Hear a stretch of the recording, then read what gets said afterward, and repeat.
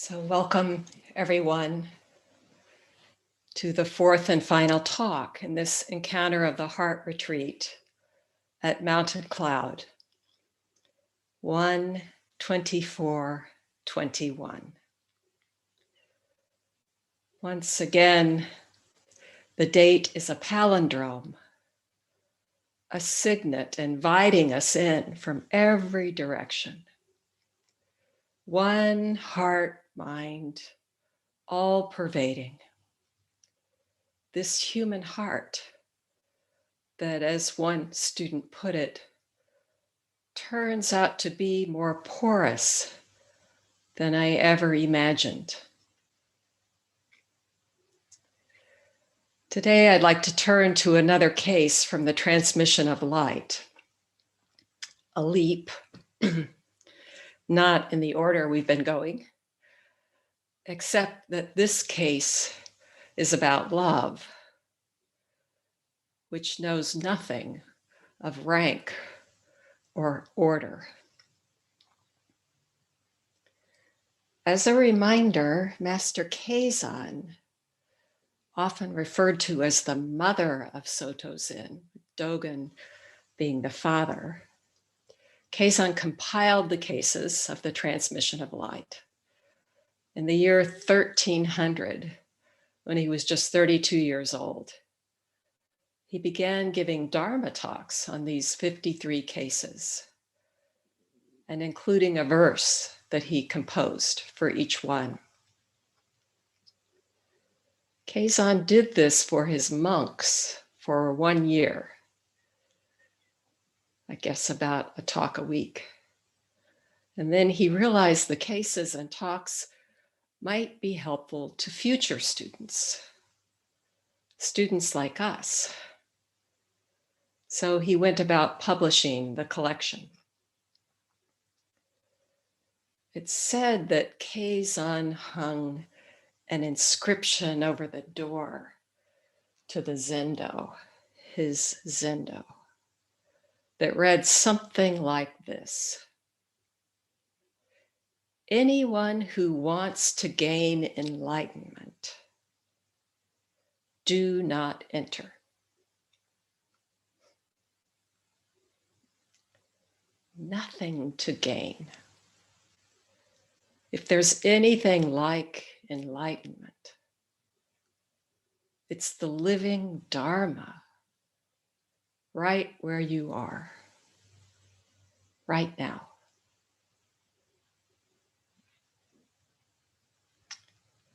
So this koan records the transmission or awakening experience of the 41st ancestor after Shakyamuni Buddha, Doan Daishi II. Transmission of light. What is transmission? What is there to transmit? You are already that. So here's the case and Master Keizan's verse. The 41st ancestor, Doan Daishi II, came to Doan the former and asked, an ancient master said, what worldly people love, I do not love. I wonder what you, master, love. Doan the former said, I have already attained being so. Or in another translation, I am already like that. With these words, the master came to a great enlightenment. That's the case. And here's the verse. The mind, the moon, the eyes, the blossoms, beautiful light, beautiful color, opening wide beyond kalpas. Who is playing with them?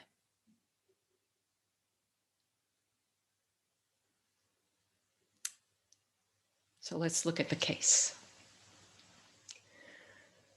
Doan the second, or the latter, Chinese Tonggang Wanzi, was a disciple of Doan the first, Tonggang Daopi. We don't know much about his life before becoming a monk or about his teaching. When his teacher, Doan the first, was about to die, Doan the first entered the Dharma hall and addressed the monks, saying, this is his last address. The disciples before the stupa are adept. But what about the affair before the 5 old peaks?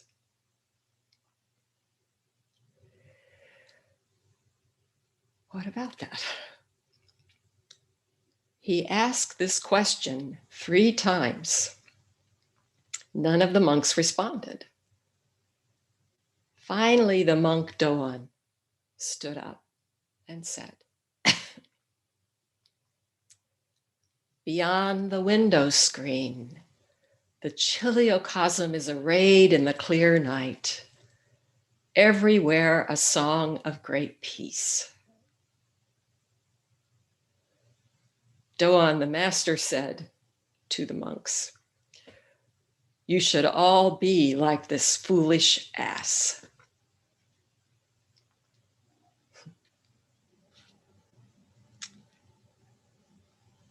Beyond the window screen, the chiliocosm is arrayed in the clear night. Chiliocosm. It's a wonderful word. A collection of 1,000 solar systems. That would be called a 1,000-fold minor world system, or a small chiliocosm. The current estimate for the size of the universe is about 1 billion galaxies.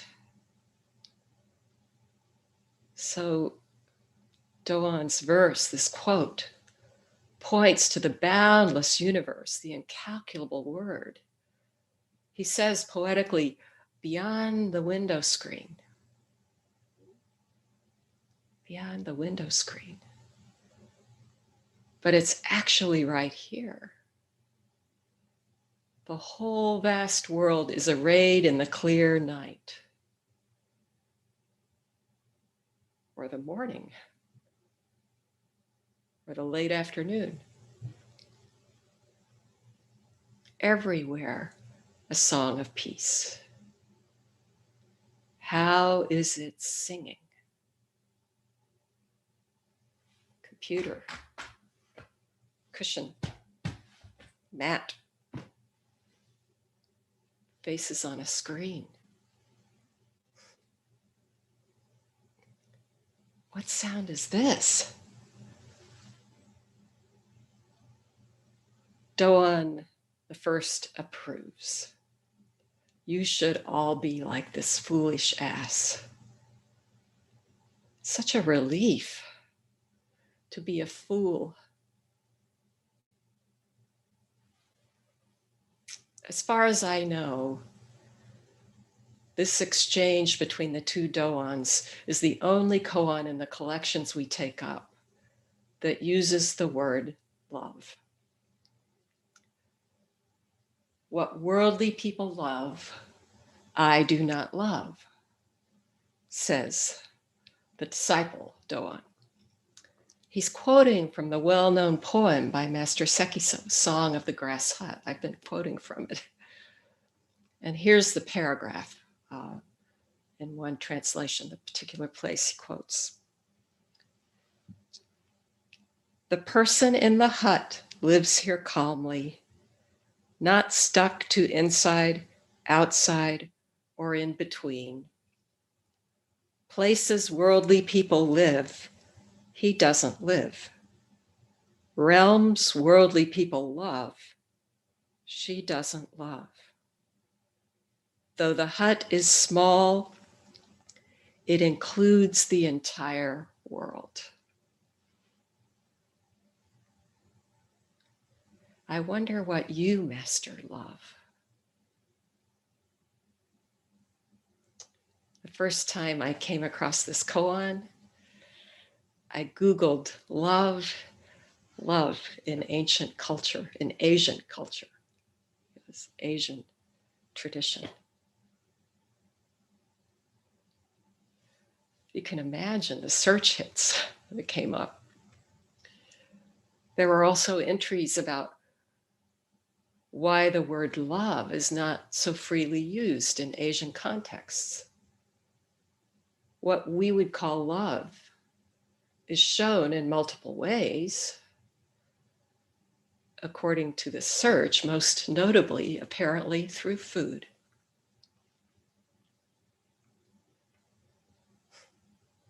You know, this Zoom zendo is wide and welcome.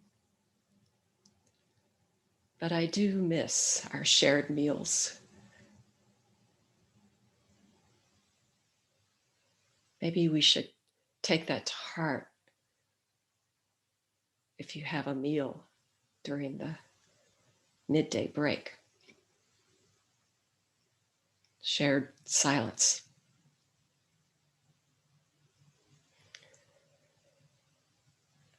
Dogen uses a word often translated as love quite freely. Here's some passages. The Buddha's robe is the robe of great love and compassion. Dogen writes, we were born beyond mountains and oceans more than 100,000 miles away from the land where the Buddha was born. We are uncivilized and foolish. However, if you receive and maintain a single sutra, a single teaching, even for a day and night, and study one phrase or one verse of it, you will have the merit of making an offering, not only to one or two Buddhas, but also to countless 100,000 billion Buddhas. Even if this is done by you, revere, love, and appreciate your action. It's a reflection of the Diamond Sutra. Such merit. Just one teaching for one day and night.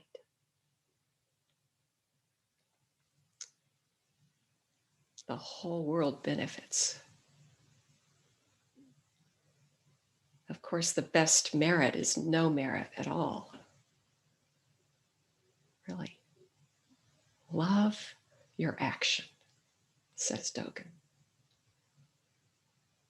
In his chapter, Mountains and Water Sutra from the Shobogenzo, Dogen writes, mountains belong to the people who love them.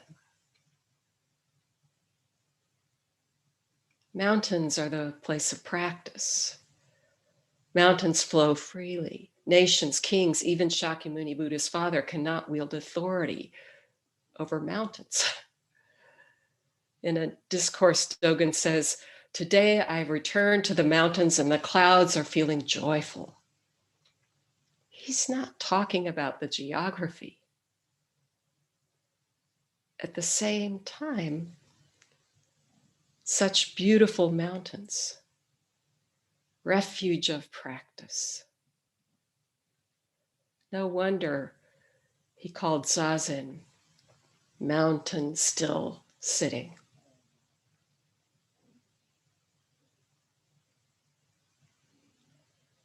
Addressing his monks in his temple, Dogen says, with the aspiration to love mountains established, although each mountain is different, 31 people stay on the same single mountain.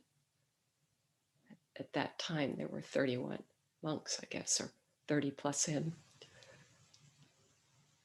31 people on the same mountain, each one completely unique. At the same time, one single mountain. You are that. The aspiration to love mountains. Love your practice. Speaking of great virtue, Dogen says, love each moment for 10,000 years.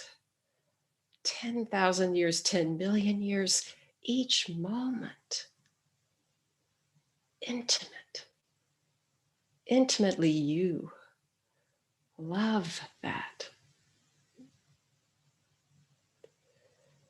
In the point of Zazen, or needle point of Zazen, two translations, Dogen describes Zazen as a dragon. Some of you know this. Love a true dragon instead of loving a carved one, he writes. However, know that both carved and true dragons have the ability to produce clouds and rain. The true dragon, this absorbed zazen, absorbed sitting, the still state. And the carved dragon, sitting down while entertaining distraction. That mind road, this way, back, this way, back, this way.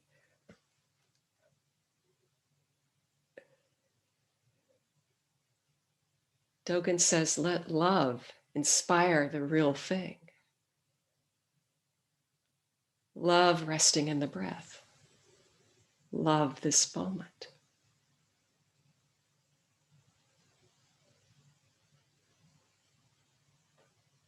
Just make sure you heard that even the carved dragon has the potency of clouds and rain. Dogen goes on, do not treasure or belittle what is far away, but be intimate with it. Do not treasure or belittle what is near, but be intimate with it. See this world, your home, your true home. And there is really no near or far.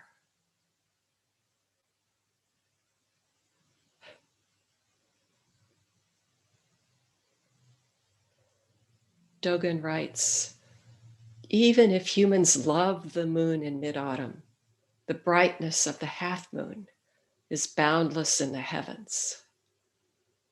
Love sitting in zazen as if putting out a fire on top of your head. Continuous practice is not necessarily something people in the world love, but it should be the true place of return for everyone. He's absolutely convinced. Love and respect your body, mind, and self that are engaged in this continuous practice. Body, mind, self, trees, clouds, foggy day to day, floor, mat, chair, all engaged in this practice. When you're sitting, all the furnishings in the room are sitting.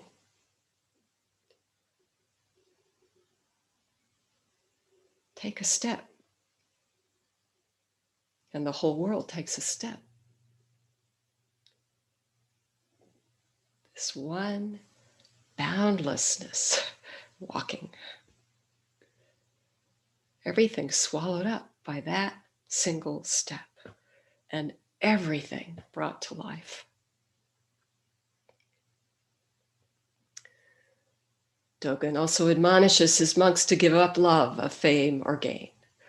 One who loves the five desires, and does not reject them is an ordinary fool. Not the kind of fool Master Doan refers to when he calls his very ripe student a foolish ass. What worldly people love I no longer love.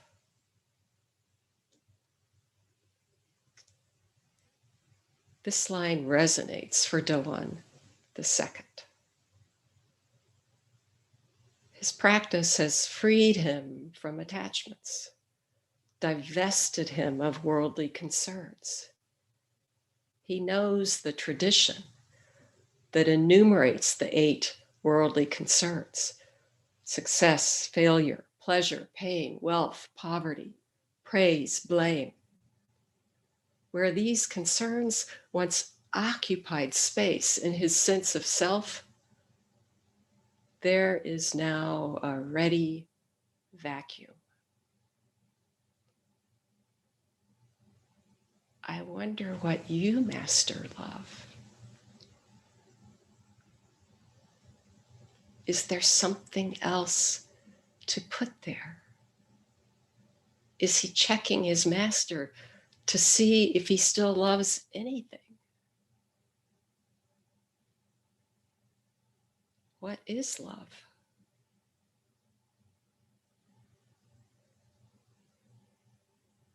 I have already attained being so, says Doan the First. I have already attained exactly what I am. What do you, Master Love? I have already become like this. Hearing this, the monk Doan suddenly experienced a deep awakening. Already like that. Even the like doesn't hold up.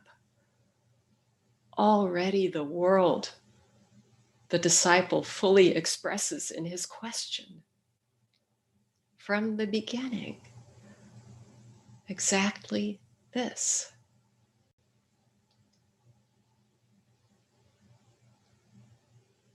So what happened? All doubt swept away? All concepts swept away? Doan the Second swept away? God?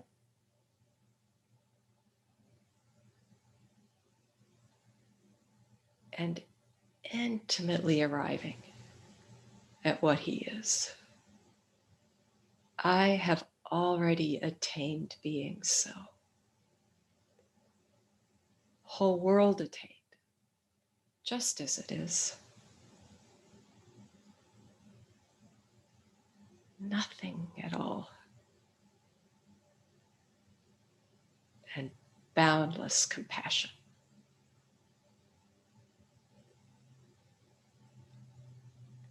Elaine McGinnis Roshi has often said, return to your original spontaneity. This dynamic nothing at allness cannot but come forth, functioning, freely appearing, moving, pouring itself out. There's not the slightest trace of separation in that. No place to put it. Ryon Roshi offers this instruction. Disappear in the act of uniting with something.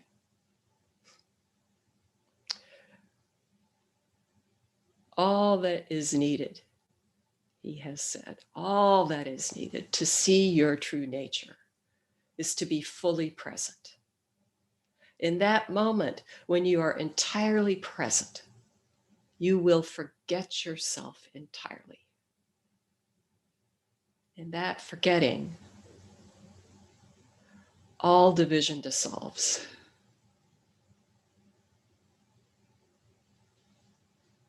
I mean, in a sense, you become yourself, your original self, your true self, your original spontaneity. You become what you are. Whatever is present in the moment that you drop yourself and become entirely present will show you the way.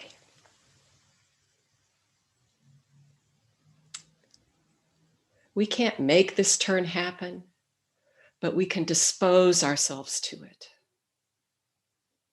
Come home to this moment. Nothing outside it, nothing to compare. Entrust yourself to your practice. Entrust yourself to love.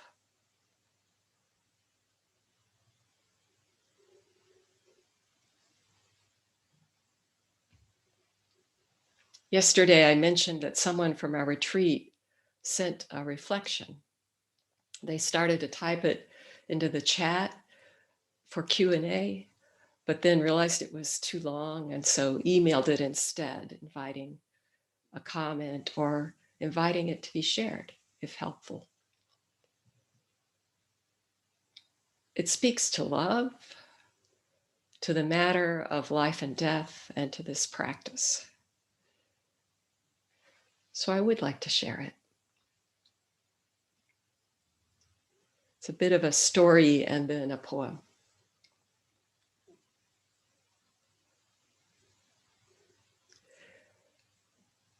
Here's the story. I live in Las Vegas, and my best friend lived in San Diego and was dying of ALS. I would fly to San Diego as often as I could to spend time with him, as it was very clear his time was short. With each trip, I'd see that his body was fading away more and more. On one visit, we went to Seaport Village, and I pushed him in his wheelchair along the sidewalk, and we came upon a grassy area where someone had balanced large stones on each other in such a way that literally seemed impossible. A 20-pound stone balanced on its tip, with a smaller one on top of that, with yet another large stone balanced on that. My logical side was saying, surely this isn't possible. I remember feeling a bit dizzy and shaken and kept saying to my friend, but how? But how? Whenever I spent time with him, my senses and emotions were heightened due to how close to death he was. This gave me a heightened sense of awareness in general, adding to my utter astonishment with the impossibly balancing rocks.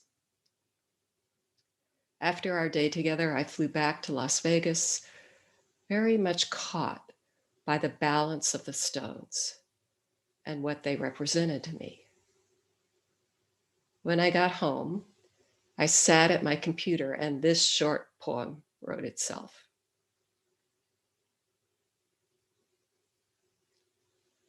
A moment caught, yet continuing. Balance captured, yet flowing. Stillness preserved in the midst of chaos. An earth-shattering reminder of now. Boundaries break and fade. The mind transcends and remembers its source. Forever, caught in the balance of stones.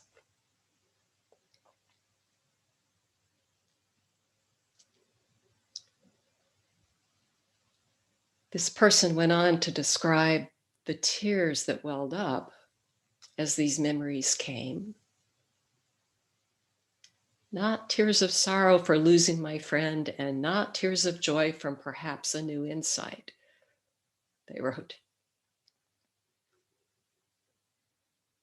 but tears of gratitude for Sangha. That's my version. Literally, it was, I think they were tears of finally having a place to share this with people who will understand my experience and what I was pointing to. Sangha, the community of practice. The Sangha gathered here, the wider Sangha, the whole world. One of the three treasures, Buddha, Dharma, Sangha. Each one, none other than you, none other than love. Love with no opposite. One teacher describes Zen practice as casting a loving gaze wherever you look. A loving gaze, without discrimination, without boundary, one illumining. Could say the light of the sun, compassion, or the clear mirror of the empty infinite moon, reflecting each thing just as it is. As the Kanzeon Sutra puts it, pure, joyful, true, eternal, already become like this. So here to close is Keizan's verse for this case. The mind, the moon, the eyes, the blossoms, beautiful light, beautiful color, opening wide beyond kalpas. Who is playing with them?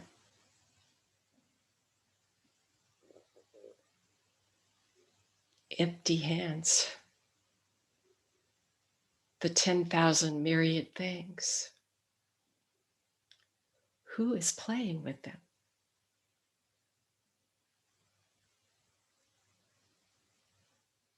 Who indeed?